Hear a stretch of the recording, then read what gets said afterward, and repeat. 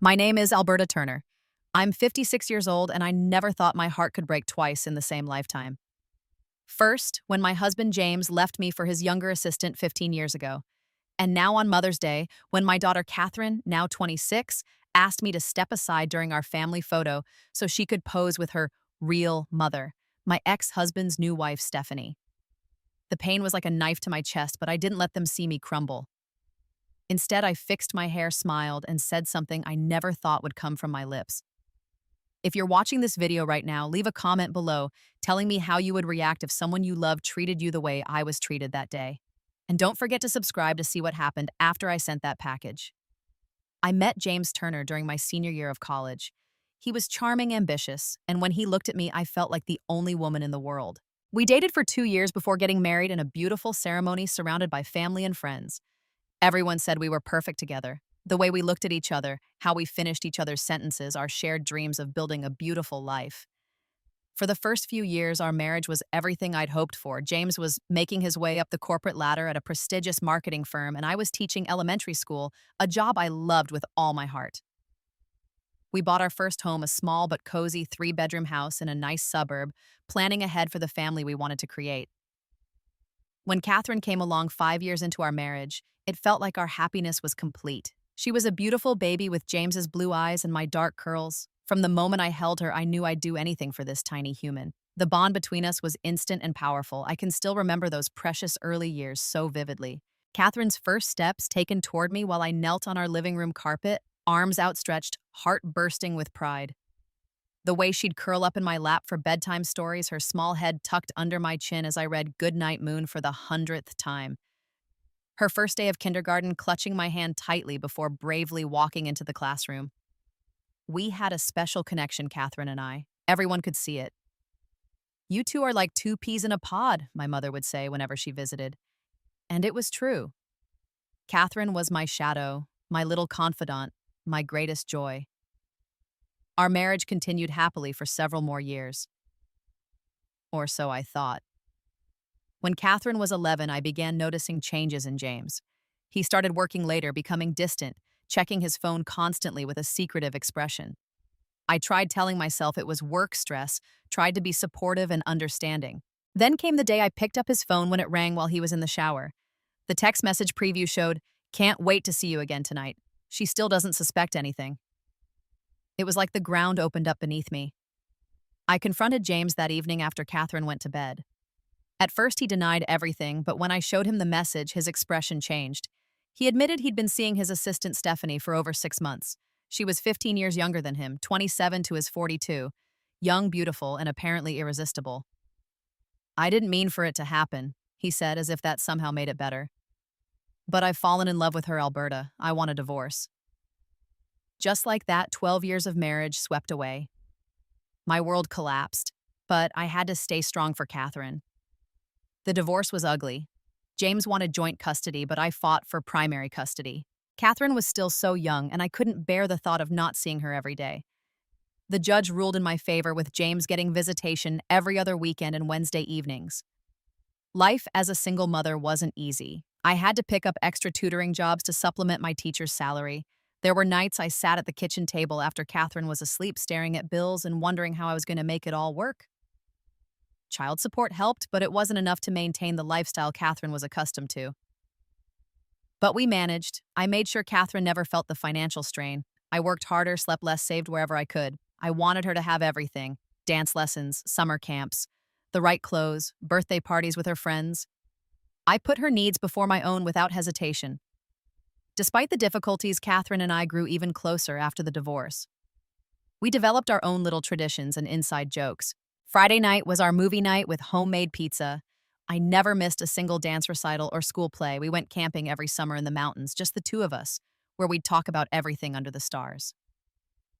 "You're my best friend, Mom," she told me on one of those camping trips when she was 13, words I tucked away in my heart to sustain me through the hard days. Of course, Catherine spent time with her father, too. At first, James would take her to amusement parks and shopping malls, the fun parent, while I handled homework, doctor appointments, and daily routines. It bothered me, but I never said anything negative about James to Catherine. I believed children deserved to love both parents without guilt or conflict. When Catherine was 14, James married Stephanie. I wasn't prepared for how much that would hurt, even though I'd known about their relationship for years by then. Catherine was a bridesmaid in their wedding. She came home excited about how beautiful Stephanie looked, how fancy the reception was, how they were moving into a big new house. I smiled and asked questions, hiding the pain behind my eyes. That night, after she went to bed, I cried myself to sleep. As Catherine entered her teenage years, I started noticing subtle changes in our relationship. She became more critical of our modest home compared to her father's luxurious one. She'd come back from weekends with James and Stephanie with stories of shopping sprees, expensive restaurants, and plans for exotic vacations. "Why can't we ever go anywhere exciting?" she asked once after returning from a weekend at James's beach house. "We go camping every year," I reminded her. "That's not the same as the Bahamas, Mom," she replied with an eye roll that cut me to the quick. Still, we remained close through most of her high school years. I was there helping her pick out her prom dress, studying with her for the SATs, celebrating when she got accepted to her dream college. I thought our bond was unbreakable. I didn't realize then how James and Stephanie had begun planting seeds that would eventually grow into a wall between my daughter and me. The shift in our relationship became more pronounced when Catherine left for college. I'd expected some natural distance. That's normal when kids leave home. But this felt different. Her calls became less frequent, our conversations shorter. When I called her, she often seemed distracted or in a hurry to end the call. "I'm really busy, Mom. Can I call you back later?" she'd say. But later rarely came unless I initiated contact again. During her freshman year, Catherine still came home for holidays and some weekends. By sophomore year, her visits became shorter and less frequent. She started spending more holidays with James and Stephanie, offering excuses about their house being closer to campus or having plans with friends nearby. "You understand, right, Mom?" she'd say. And I would nod and say, of course I understood, while trying to ignore the growing hole in my heart. I followed her on social media as most parents do these days. That's how I started noticing how much time she seemed to be spending with James and Stephanie. There were photos of dinners, out weekend trips, shopping excursions, all with happy captions about family time. Pictures of Catherine and Stephanie with matching sunglasses with captions like, "Shopping with my favorite lady." Pictures that made it seem like Stephanie was the mother figure in Catherine's life. I told myself not to read too much into it. Young people share the highlights, not the everyday moments. Just because she wasn't posting pictures of our phone calls or text conversations didn't mean they weren't important to her. Then came my 50th birthday. Catherine had promised to come home for the weekend to celebrate. I was so excited. I cleaned the house from top to bottom, planned a special dinner with her favorite foods, even invited a few close friends for a small gathering. The day before, she called. "Mom, I'm so sorry, but I can't make it this weekend," she said. "Something came up with a group project and we have to meet tomorrow. It's worth half our grade." My heart sank, but I tried to hide my disappointment. "Of course, honey. School comes first. We can celebrate another time." "Thanks for understanding, Mom. I'll make it up to you." 2 hours later, I was scrolling through Instagram when I saw it. Stephanie had posted a photo of herself, James, and Catherine at a spa resort 2 hours from Catherine's campus. "Weekend getaway with the family," read the caption. The timestamp showed it had been posted just 20 minutes earlier. I stared at my phone in disbelief. Catherine had lied to me. She wasn't stuck at school with a project. She was choosing to spend the weekend with them instead of celebrating my birthday. And she hadn't even respected me enough to tell me the truth. I called her immediately, my hands shaking. "Hello." She sounded wary, perhaps already realizing her mistake.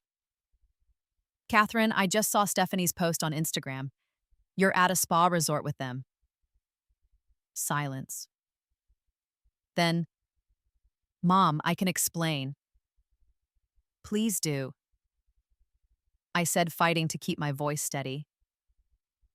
"Dad surprised us with this trip. He'd been planning it for weeks." I couldn't say no without hurting his feelings. "But you could hurt mine. It's my birthday, Catherine. You promised you'd be here." "It's just a birthday, Mom.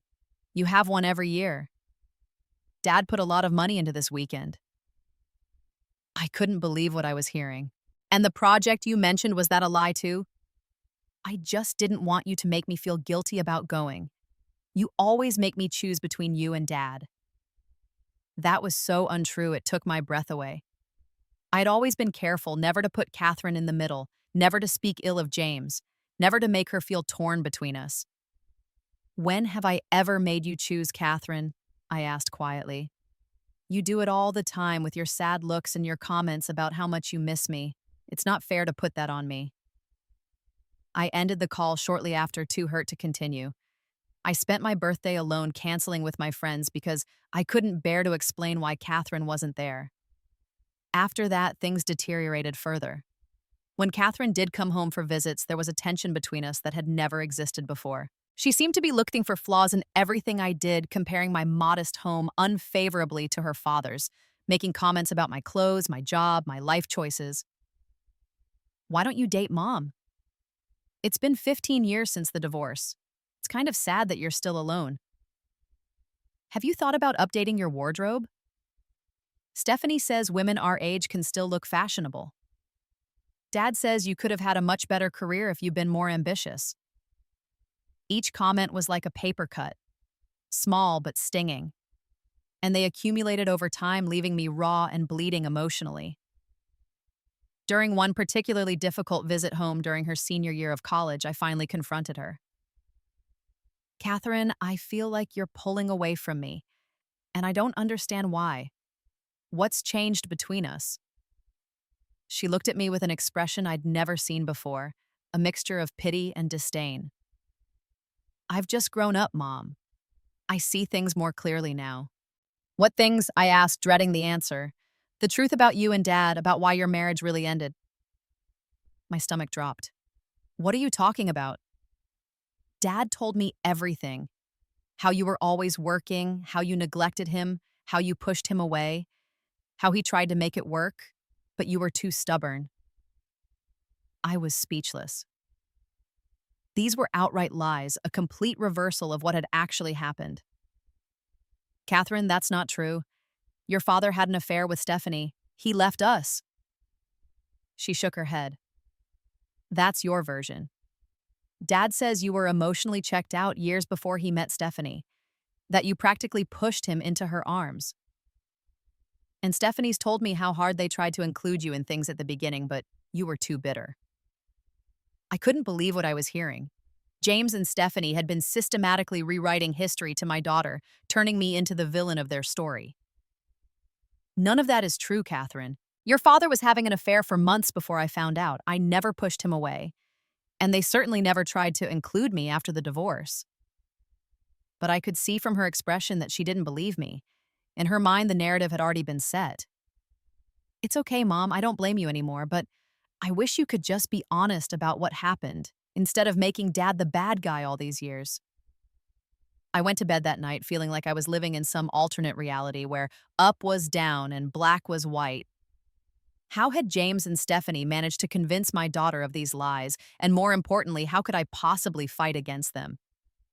After that devastating conversation with Catherine, I felt lost. The next morning, still reeling from the shock, I called my best friend Lisa, the one person who had been by my side throughout the divorce and all the years since. They've been telling her what, Lisa exclaimed after I explained what Catherine had said.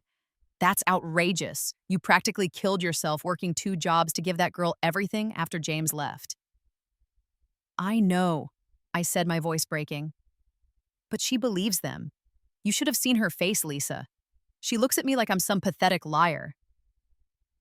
You need to set the record straight, Lisa said firmly. You need to find proof of what really happened. What proof? It was 15 years ago. Think Alberta. There must be something. Old emails, letters, legal documents from the divorce.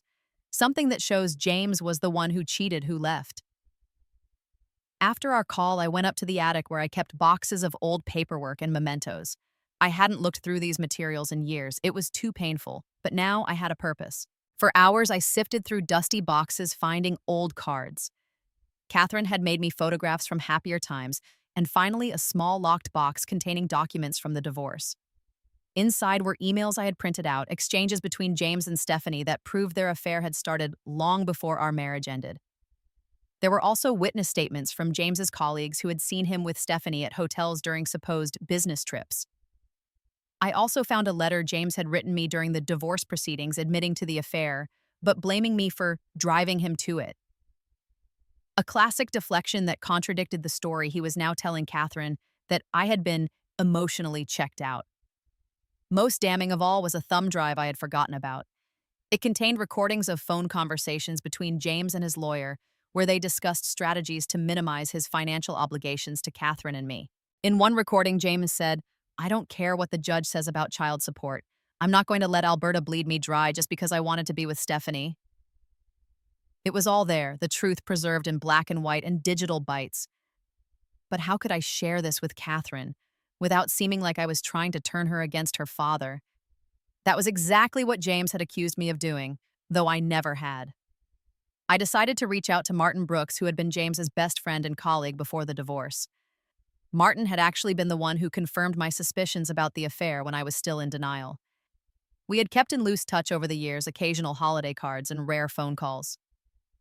"Alberta, it's been too long," Martin said when I called him. "How are you holding up?" "Not great, Martin. I need your help. It's about Catherine." I had explained the situation, how James and Stephanie had been feeding Catherine lies about the past. Martin sighed heavily. "I'm not surprised. James has convinced himself of his own version of events. I've heard him tell the story so many times over the years, how you were cold, how you pushed him away. I think he actually believes it now." "But you know that's not true," I said. "Of course I know. Everyone who was around you two back then knows. You were devoted to him and he threw it all away for a younger woman. Tale as old as time.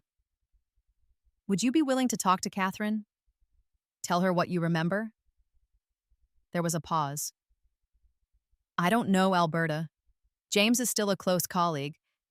It would put me in an awkward position." "I understand," I said, trying to hide my disappointment. "But," he continued, "I do have something that might help. At James's bachelor party before your wedding, we all made video messages for the bride and groom. James gave this long, emotional speech about how you were the love of his life, how he'd never been happier, how he promised to be faithful to you forever. It's pretty ironic given what happened. I still have that tape somewhere. Would that help?" "It might," I said, hope flickering inside me. Anything that shows the truth would help. Martin promised to find the tape and make a digital copy for me. A few days later, it arrived in my email. Footage from 27 years ago of a much younger James, tears in his eyes, promising to love me forever. It was painful to watch, but powerful evidence against the narrative he'd created. As I gathered these pieces of evidence, I wondered how to present them to Catherine.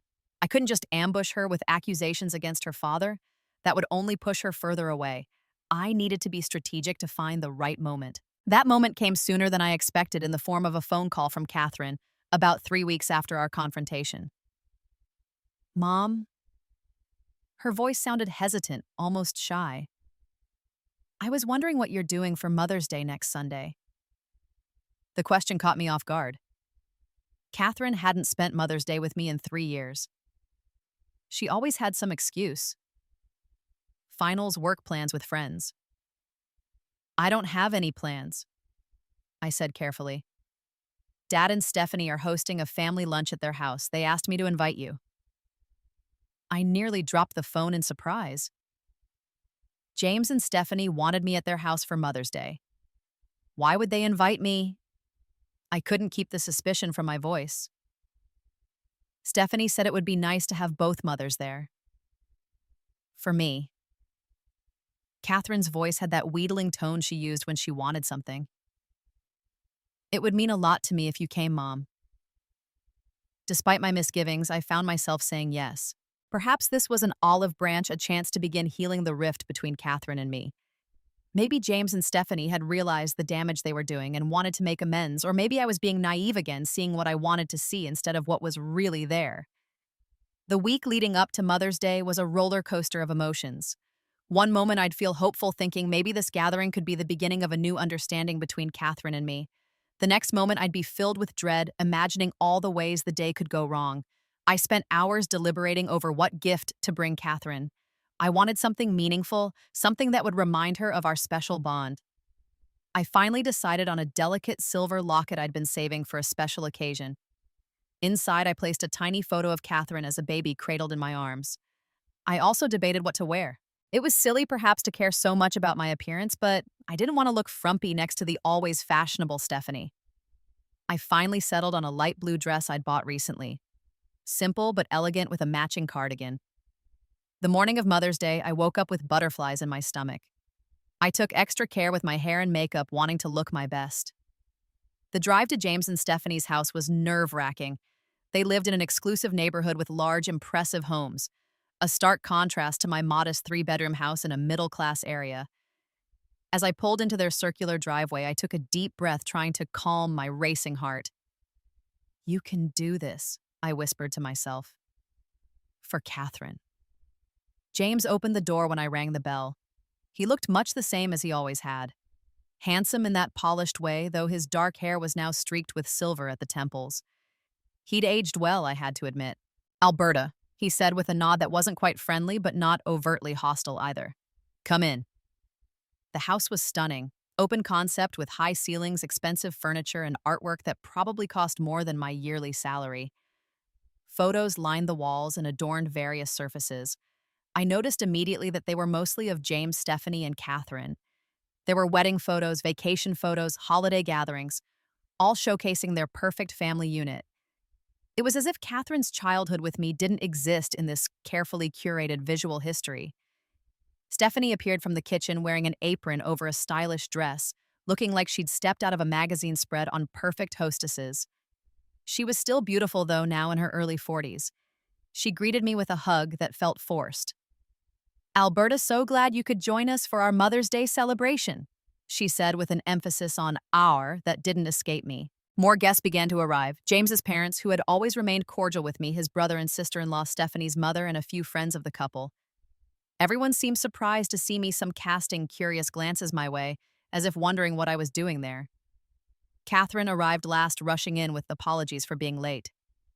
She looked gorgeous in a floral dress, her dark curls so like mine, cascading down her back. She gave me a quick hug. "Mom, you made it. Thanks for coming." Her smile seemed genuine, but there was something in her eyes I couldn't quite read. Nervousness, guilt, anticipation. She moved immediately to hug Stephanie, who embraced her warmly. "There's my girl," Stephanie cooed, stroking Catherine's hair in a maternal gesture that made my throat tighten. "Happy Mother's Day to me." They laughed together, sharing some private joke. I stood awkwardly to the side, feeling like an intruder. Lunch was served in the formal dining room, an elaborate spread that must have taken hours to prepare. The conversation flowed around me, rarely including me. Whenever I did speak, there would be a momentary pause, as if everyone was surprised to be reminded of my presence. Catherine sat between James and Stephanie, the three of them looking like a complete family unit. I was seated at the far end of the table next to James's mother, who occasionally patted my hand sympathetically. "How have you been, dear?" she asked quietly. "It must be lonely in that house all by yourself now that Catherine's grown." "I keep busy," I replied, forcing a smile.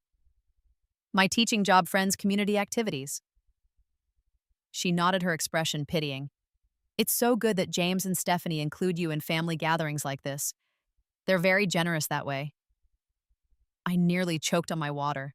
Generous to invite the woman whose family they had taken over, but I just nodded, not wanting to create a scene.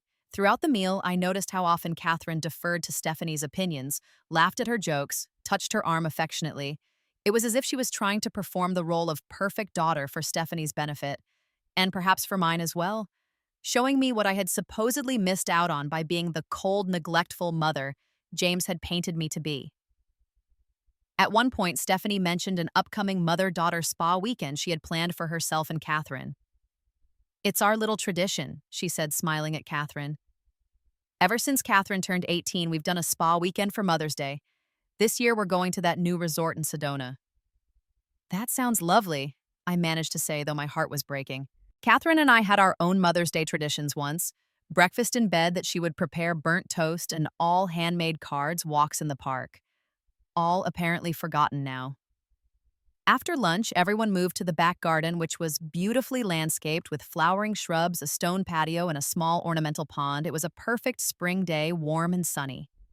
James's brother David, who was an amateur photographer, suggested taking some family photos to commemorate the occasion. Let's get one of everyone first, he said, arranging people in groups on the patio steps. I stood to the side, uncertain where I fit in this family portrait. James's mother pulled me into the group, positioning me at the end of the back row as far from the center as possible while still technically being in the photo. After the large group shot, David suggested different combinations. Just the siblings, just the grandparents with Catherine couples together. Now let's get one with Catherine and her mothers, David said, and my heart lifted a little. At least I was being acknowledged as Catherine's mother, too. Catherine and Stephanie positioned themselves together, smiling broadly. I moved to join them, standing on Catherine's other side. That's when it happened. The moment that would replay in my mind for weeks afterward. Catherine turned to me with an expression I'd never seen before, cold, almost contemptuous. "Can you step aside, Mom? I want my real mother in this picture." Time seemed to stop. The garden full of chatter and laughter just moments before fell silent. Everyone heard what Catherine said. Everyone was watching me, waiting for my reaction. My heart shattered into a million pieces. My own daughter had just publicly rejected me, denied my very identity as her mother, in favor of the woman who had helped break up our family. The woman who had spent years subtly turning my daughter against me. For a split second, I felt like I might collapse. The pain was physical, a crushing weight on my chest, making it hard to breathe. I saw James smirking slightly, saw Stephanie's triumphant expression as she put her arm around my daughter's shoulders. But something inside me refused to give them the satisfaction of seeing me break down. Some reserve of strength I didn't know I possessed rose up, steadying me. I raised my hand to smooth my hair, buying myself a moment to compose my face into a calm mask. Then I smiled. Not a happy smile, but not an angry one either. A smile of someone who has suddenly seen the truth with perfect clarity. "Funny," I said, my voice surprisingly steady. "Even ghosts know when to leave the frame." I stepped back far enough to be completely out of the photo. An uncomfortable silence hung in the air. David cleared his throat. I'll just take this one then." Catherine and Stephanie posed together. Catherine with her arm around Stephanie's waist, both of them smiling as if nothing awkward had just happened, as if I had never existed, as if the 18 years I'd spent raising Catherine, loving her, sacrificing for her, meant nothing. I watched them, feeling strangely detached now, as if I was observing the scene from outside my body. In that moment, I saw something I'd been blind to before, how much Catherine had changed. The sweet, loving daughter I had raised was buried somewhere beneath this young woman who could so callously hurt her own mother to please her father and stepmother. "Let me take the next one," I offered when David finished, stepping forward to take his camera. "You should be in some photos too, David." He handed me the camera with a grateful but embarrassed smile. I took several shots of various groupings. James's side of the family, Stephanie's mother with the couple, everyone together again. Through it all, I maintained my composure. I smiled. I made appropriate small talk. I even complimented Stephanie on her garden. But inside, I felt dead. Everything I had feared had come to pass in the most painful way possible. As the afternoon wore on, I noticed Catherine watching me with a confused expression. Perhaps she had expected tears, a scene, an angry outburst, anything but this calm acceptance. Maybe she was even disappointed. Drama would have confirmed the narrative she'd been fed about me being emotional, unstable, difficult. When it was time for dessert to be served, I made my excuses. "I'm afraid I have to leave early, Tyne," I told Stephanie. "Thank you for having me." "You're not staying for cake?" Catherine asked, frowning.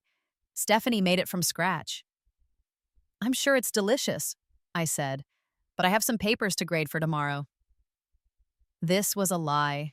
It was Sunday, and I had completed my grading on Friday as I always did. But I needed to get out of there before my composure cracked. "I'll walk you to your car," James's mother offered, taking my arm. Once we were out of earshot of the others, she squeezed my hand. "That was unforgivable," she said quietly. "What Catherine did, I want you to know that." I blinked back, tears touched by her unexpected support. "Thank you, Margaret." "James and Stephanie have been filling her head with nonsense for years," she continued. "I've tried to say something, but James doesn't listen to me anymore." "It's not your fault," I assured her. "It's not yours either, dear. You were a wonderful mother to Catherine. I saw it with my own eyes all those years. Don't let them make you doubt that." I hugged her goodbye, grateful for her kindness, and got into my car. I managed to drive several blocks away before pulling over, unable to see through my tears. The pain I felt was beyond anything I had ever experienced, even worse than when James left. Because this was my child, my flesh and blood, the person I loved most in the world, rejecting me, denying me, humiliating me in front of others. I cried until I had no tears left, until my eyes were swollen and my throat raw. Then I drove home in a state of numb shock. My house felt emptier than ever when I walked in. For years it had been full of Catherine's presence, her toys, her books, her music, her laughter. Now those things existed only in my memory. The physical reminders had been packed away or taken to college years ago. I wandered through the rooms, touching photographs of Catherine growing up. Pictures that didn't exist in James and Stephanie's curated family gallery. Here was Catherine on her first day of school, gap-toothed and grinning. Here she was on the beach during our vacation to Florida when she was 10. Here was her high school graduation, her arm around my shoulders, both of us beaming with pride. Had that girl who had once loved me so openly and completely really called Stephanie her real mother today? Had she really looked at me with such cold dismissal? I sat down heavily on my sofa, wondering how we had come to this point. How had James and Stephanie managed to so thoroughly poison my daughter against me? What lies had they told her? What manipulations had they employed? And more importantly, what was I going to do about it? Because in that moment, sitting alone in my quiet house, I made a decision. I wasn't going to accept this.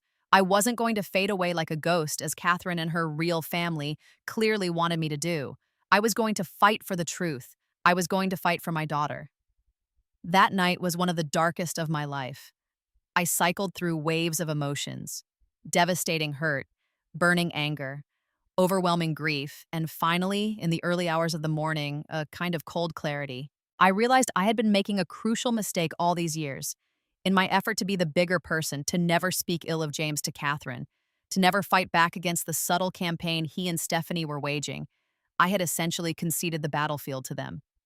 I had allowed their version of history to go unchallenged. No more. At 6 in the morning, I called Lisa. She answered groggily but came fully awake when she heard my voice. Alberta? What's wrong? You sound terrible. I told her everything that had happened at the Mother's Day gathering, ending with Catherine's devastating words and my quiet exit. Those manipulative, gaslighting bastards, Lisa said, her voice tight with anger. And Catherine, how could she do that to you after everything you've done for her? She believes their lies. I said simply. She thinks Stephanie is her real mother now. So what are you going to do? Lisa asked. Please tell me you're not just going to take this lying down. No, I said firmly. I'm going to show Catherine the truth. All of it. I've been protecting her from the ugliness of the past, but that's allowed James and Stephanie to rewrite history. It's time she knows what really happened. Lisa was silent for a moment. Are you sure that's wise? It could backfire, make her even more defensive of them. It's a risk I have to take. I've already lost her, Lisa. What more do I have to lose? After we hung up, I got to work. I gathered all the evidence I had collected, the emails proving James's affair, the divorce documents, the witness statements, the recordings, the video Martin had sent me. But I knew that cold legal evidence wouldn't be enough. Catherine needed to understand the emotional truth as well, the reality of what I had gone through, what I had done for her, how much I had loved her. I found a beautiful wooden box in my craft closet, one I had been saving for a special project. This would be that project. I lined it with soft fabric and began to fill it with mementos of Catherine's childhood and my journey as her mother. I included photographs that told the story of our life together. Not just the happy moments, but the challenging ones too. Catherine's first day of school, when she had clung to me, not wanting to let go. The time she had a high fever and I stayed up all night cooling her forehead with damp cloths. Her first dance recital, when she had been so nervous, she almost refused to go on stage until I gave her a pep talk. I added report cards that showed my encouraging notes in the margins. Birthday cards she had made for me over the years, full of declarations of love. A pressed flower from the bouquet she gave me when I was in the hospital having my appendix removed. Then I included evidence of my struggles as a single mother. Pay stubs showing how little I earned, bank statements, revealing how I'd had to dip into my retirement savings to pay for Catherine's braces, calendar pages, packed with my work schedule and her activities, showing how I juggled everything to be there for her. I wrote a letter explaining the truth about the divorce, not to vilify James, but to simply state the facts. I described how I had discovered his affair, how he had left us, how I had fought to keep our family together, but ultimately had to accept it was over. I detailed the financial struggles we faced afterward, and how I had worked multiple jobs to ensure Catherine never felt the impact. I also wrote about my feelings, my love for Catherine, my heartbreak over losing her, my confusion about how we had reached this point. I expressed my hope that someday she would understand that a real mother isn't determined by biology or marital status, but by years of loving, nurturing, and sacrificing. Finally, I included the thumb drive with James's recorded conversations and Martin's video along with a small card explaining what they contained. When the box was complete, I wrapped it in silver paper and tied it with a blue ribbon, Catherine's favorite color. I attached a simple note card that read, "The truth matters more than the stories people tell you. I love you whether you believe that or not. Mom." I drove to Catherine's apartment the next morning. I knew she would be at work. She had a part-time job at a local boutique while finishing her master's degree. I left the package with her doorman who knew me from previous visits. "Can you make sure Catherine gets this when she comes home?" I asked him. "It's important." "Of course, Mrs. Turner," he said with a smile. "I'll put it directly in her hands." As I drove away, I felt a strange mixture of dread and relief. The truth was out of my hands now. I had done what I could to counter the false narrative James and Stephanie had created. Whether it would make any difference remained to be seen. I didn't expect to hear from Catherine right away. I knew she would need time to go through everything, to process the information, to reconcile it with what she had been told. So I was surprised when my phone rang that very evening. But it wasn't Catherine. It was James, and he was furious. "What the hell do you think you're doing, Alberta?" he demanded without preamble. "Sending Catherine all that ancient history trying to turn her against us." So Catherine had opened the box and had already shown its contents to James and Stephanie. "Interesting." "I'm simply sharing the truth, James," I replied calmly. "Something you've been distorting for years." "Those recordings were made without my knowledge. That's illegal." "They were made in a one-party consent state, as your lawyer undoubtedly informed you back then. They're perfectly legal." He sputtered with rage. "You had no right to dredge all this up. It's water under the bridge." "Not when you've been lying to our daughter about what happened. Not when you've turned her against me with your fabricated version of the past." "We never turned her against you. She just finally saw you for who you really are."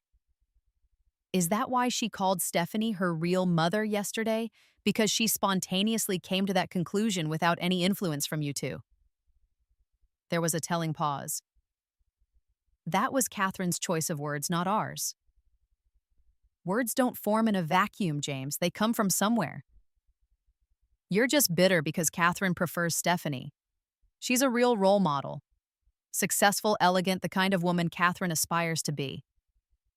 What are you, a school teacher living in the same old house stuck in the past?" His words were designed to hurt, but I refused to let them. "I'm the woman who raised your daughter for 18 years, who helped her with homework, nursed her through illnesses, taught her to be kind and honest, values she seems to have forgotten lately." "This conversation is pointless," James snapped. "Just know that your little stunt didn't work. Catherine is upset and confused, but she knows who her real family is." "Her real family includes me, James, whether you like it or not." He hung up without another word. I sat holding the silent phone, wondering what was happening at their house right now. Was Catherine defending me?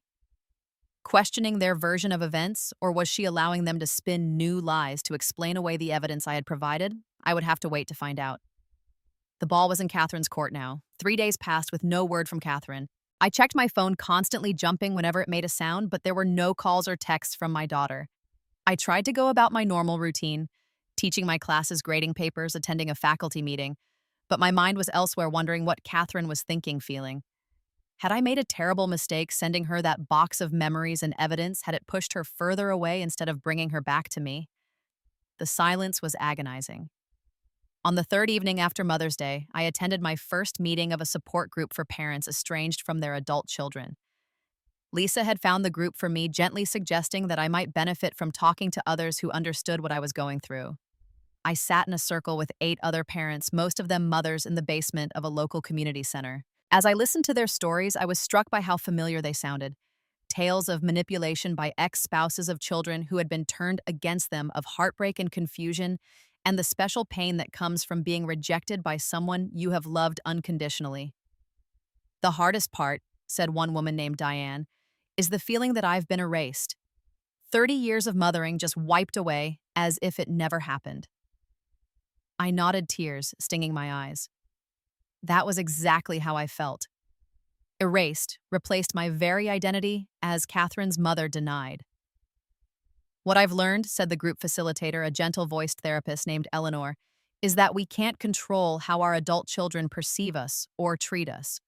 We can only control our own responses. We can set boundaries, we can speak our truth, and we can work on healing ourselves. But how do you heal when part of your heart is missing? Asked another mother, voicing the question we were all thinking. You find other sources of joy and meaning, Eleanor said. You reconnect with friends, pursue interests, build a life that fulfills you. Not to replace the relationship with your child, nothing can do that, but to remind yourself that you are more than just someone's parent. You are a whole person, worthy of love and respect, with gifts to offer the world. I left the meeting feeling strangely lighter. Not because my situation had changed, but because I no longer felt so alone in it. There were others walking this painful path, finding ways to survive and even thrive despite the hurt. The next day, I took a personal day from school, something I rarely did, and drove to a small beachside town about 2 hours away. It was a place I had always wanted to visit, but never had, always putting it off for some day when I had more time, more money, fewer responsibilities. I walked along the shore, breathing in the salt air, watching seagulls wheel overhead. I had lunch at a quaint seafood restaurant, browsed in local shops, and even splurged on a spontaneous hour-long massage at a day spa. For the first time in years, I did exactly what I wanted to do without considering anyone else's needs or preferences. It wasn't that I didn't still ache for Catherine. The pain was still there, a constant companion. But I was beginning to understand that I couldn't put my life on hold waiting for her to come back to me. I needed to find ways to live fully in the meantime. Over the next few days, I continued this process of rediscovery. I signed up for a pottery class I'd been eyeing for years. I called old friends I'd lost touch with during the busy years of raising Catherine. I started a small container garden on my patio, something I'd always wanted to do but never made time for. It was during this period of self-rediscovery that Catherine finally contacted me. It had been a week since Mother's Day, 7 days since I'd sent the box of evidence and memories. I was in the backyard, hands deep in potting soil, when my phone rang. I almost didn't answer it, thinking it was probably just Lisa checking in. But something made me pull off my gardening gloves and reach for the phone. Hello. Mom. Catherine's voice sounded small, hesitant, almost childlike. My heart leapt. Catherine, hi. Can I come over to talk? Of course, I said, trying to keep my voice steady. When? Now I'm actually in your neighborhood. 20 minutes later, my doorbell rang. I had just enough time to clean up from gardening splash water on my face and change into a clean shirt. My hands were shaking as I opened the door. Catherine stood on my porch, looking younger and more vulnerable than I had seen her in years. Her eyes were red-rimmed, her normally perfect hair pulled back in a messy ponytail. She was clutching her purse in front of her like a shield. Hi, Mom, she said softly. Hi, sweetheart, come in. She stepped inside, glancing around as if seeing my house, her childhood home, with new eyes. It looks the same, she said almost to herself. Some things don't change, I replied, leading her to the living room.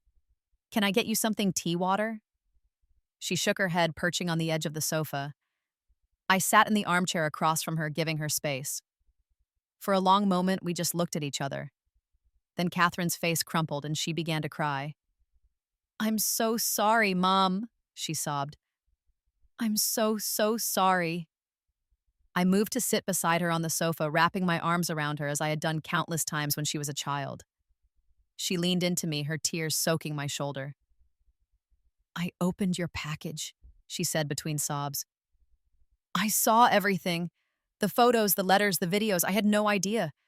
They told me such different stories. I know, honey, I said, stroking her hair. They've been rewriting history for a long time. She pulled back, wiping her eyes. After I got your package, I went straight to Dad and Stephanie's house. I wanted to hear their side. Dad was so angry when I showed him the recordings. He said you were trying to manipulate me, that it was all taken out of context. And what did you think? I asked carefully. I didn't know what to think at first. But then Stephanie said something. She said I should remember who paid for my college education, who gave me nice things, who let me live in their beach house every summer. As if that was what made someone a good parent. Catherine took a shuddering breath. And I suddenly realized how they've always done that. Bought my loyalty with things, trips, clothes, cars, while you were just there, loving me without conditions, without keeping score. She reached for my hand. When I confronted Dad directly, asked him if he had cheated on you with Stephanie, if he had left us rather than the other way around, he finally admitted it. He said he'd told me a more positive version of events to protect me from unnecessary pain. He was protecting himself, not you, I said gently. I know that now. Catherine's eyes filled with fresh tears. I can't believe the things I said to you, the way I treated you, especially on Mother's Day, calling Stephanie my real mother. God, Mom, how can you ever forgive me? I took both her hands in mine. Catherine, listen to me. You're my daughter, my flesh and blood, the love of my life. There's nothing you could ever do that I wouldn't forgive. But I was so cruel, so blind. You were manipulated by people who should have known better, people who used your love and trust against you. That's no excuse, she insisted. I should have seen through their lies. I should have remembered how it really was when I was growing up, how you were always there for me, how much you sacrificed. We talked for hours, Catherine asking questions about the past, me filling in the gaps in her understanding. I told her about the early days after James left, how terrified I had been of raising her alone, how determined I was that she would never feel the absence of her father as a void in her life. You never said a bad word about him, Catherine marveled. Even when I came home from his house talking about all the fun things they did, the places they went, you just smiled and asked if I had a good time. Because I wanted you to have a good relationship with your father, I explained. That was more important than my feelings about him. While he was systematically turning me against you, she said bitterly. He made bad choices, I said. So did Stephanie. But they're still your family too. I don't want you to cut them out of your life on my account. Catherine looked at me with wonder. How can you be so forgiving? Because holding on to anger only hurts me, not them. And because I've seen where bitterness leads. I don't want to live in that dark place. By the time Catherine left that evening, something had shifted between us. The wall that had been built brick by brick over the years had begun to crumble. We weren't all the way back to the close relationship we once had. That would take time, but we had made a start. I'd like to come for dinner on Sunday, Catherine said at the door. Just the two of us, like old times. I smiled, my heart full. I'd like that very much. The following weeks brought more healing conversations, more tears, more apologies, and gradually more laughter. Catherine began visiting regularly sometimes just to sit with me while I graded papers or to help me with my container garden. Small, ordinary moments that felt extraordinary after the years of distance. She also began setting boundaries with James and Stephanie. She told them she knew the truth now and wouldn't participate in any more attempts to malign me. According to Catherine, James had been somewhat contrite, admitting his wrongdoing, while Stephanie had been defensive and angry. She actually said I was being disloyal by reconnecting with you, Catherine told me one evening, as if loyalty can only go in one direction. She's probably scared of losing you, I said. Fear makes people do and say unreasonable things. A month after Mother's Day, Catherine suggested we take a new mother-daughter photo. We set up my phone on a timer in the backyard, posing beneath the maple tree where we used to have picnics when she was little. In the photo, our heads are tilted together, our smiles genuine, our eyes clear and direct. Catherine posted it on her social media with a simple caption, "With my mom, my real mom, the only one I've ever had or needed." It was a public declaration that meant more to me than she could possibly know. The journey back to each other wasn't always smooth. There were moments of awkwardness, old patterns that tried to reassert themselves, difficult truths that had to be faced. But with every conversation, every shared meal, every remembered story, the bond between us grew stronger. In one of our more profound discussions, Catherine asked me a question that caught me off guard. Mom, after everything that happened, after how I treated you, how did you find the strength not to give up on me? I thought carefully before answering. When you become a mother, you discover a kind of love you never knew existed. It's not always easy or comfortable. Sometimes it hurts terribly, but it never ever stops. Not even when it seems hopeless. Not even when the person you love has turned away from you. But you must have been so angry with me, she persisted. I was hurt, I admitted. Deeply hurt. But I always understood that you were caught in the middle of something that wasn't your fault, and I knew the real you, the compassionate, honest person I raised, was still in there somewhere beneath all the confusion and manipulation. Catherine's eyes filled with tears. I don't deserve your understanding. Love isn't about deserving, sweetheart. It's about choosing to see the best in someone even when they're not showing it to you. That lesson, about the enduring power of love through the darkest times, became the cornerstone of our rebuilt relationship. Catherine began to understand that real love wasn't about expensive gifts or glamorous experiences as James and Stephanie had tried to teach her. It was about showing up day after day in the unglamorous moments of real life. It was about putting someone else's needs before your own, not as a martyr, but as an act of genuine care.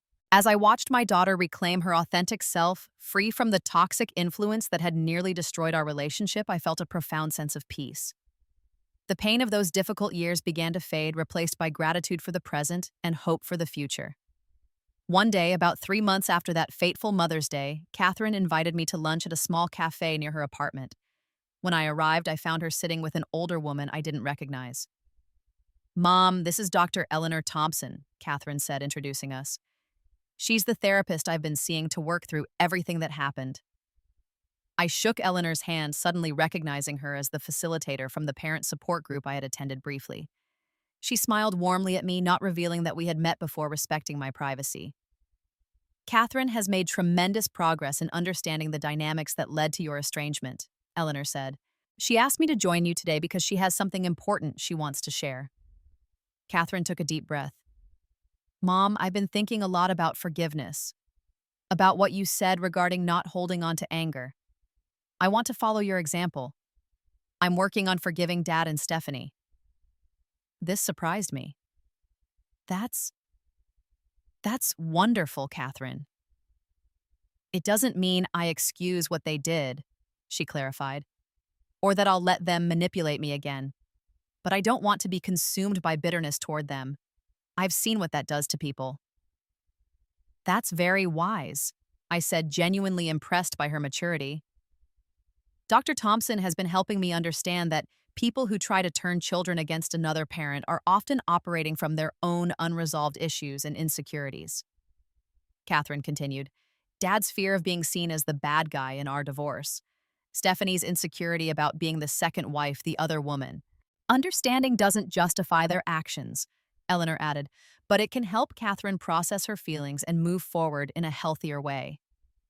As I listened to my daughter speak with such insight and compassion, even about the people who had hurt us both so deeply, I felt an overwhelming pride. This was the person I had raised her to be, thoughtful, empathetic, strong enough to choose forgiveness over resentment. In the months that followed, Catherine maintained cautious relationships with James and Stephanie with clear boundaries in place. She no longer called Stephanie Mom and had made it clear to both of them that any further attempts to disparage me would result in her walking away. James, to his credit, seemed to have done some soul-searching. He even called me one day to apologize for his role in turning Catherine against me. I was wrong, Alberta, he said, his voice heavy with regret. I told myself I was protecting my relationship with Catherine, but really I was just protecting my ego. I didn't want her to think less of me for leaving. Thank you for saying that, James. I replied, surprised but appreciative of his honesty. Stephanie never apologized directly to me, but according to Catherine, she had become much more restrained in her comments about me. Progress of a sort. As for me, I continued to build a life that was full and rich with or without my daughter's presence. The pottery class led to a new hobby that I genuinely enjoyed. I joined a book club, started volunteering at a literacy program for adults, and even began dating a kind, thoughtful man I met there. Catherine remained a central part of my life, but no longer my only source of joy or purpose. Our relationship was healthier for it, less desperate on my part, more chosen on hers. On Mother's Day the following year, almost a full cycle after the painful incident that had nearly severed our bond forever, Catherine organized a special celebration just for the two of us. She took me to a beautiful garden restaurant, presented me with a thoughtful gift, a delicate silver bracelet engraved with the words, "My mother, my friend, my heart," and then revealed her biggest surprise. "I've started a blog," she told me, showing me the site on her phone. "It's called Reclaiming Truth, and it's about my experience being caught between divorced parents, believing lies, and finding my way back to authentic relationships."